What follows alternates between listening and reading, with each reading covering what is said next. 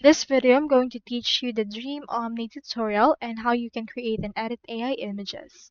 First, head over to dreamomni.com and you should be able to see this.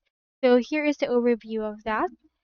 Head over to the installation right here and you can see the system requirements wherein you can just clone the repository right into your actual clone machine.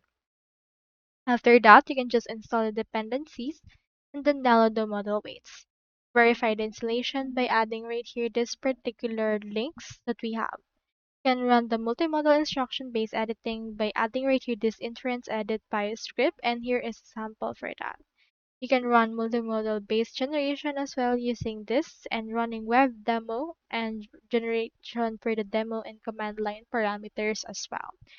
You can also use troubleshooting and the likes. So Dream Omni is actually quite hard to configure, and there's also a lot of other softwares that gives you more accessible option. So on my case, you can just head over and then try this one if you would want if as well. So that's all there is today, and I hope this video helped you out.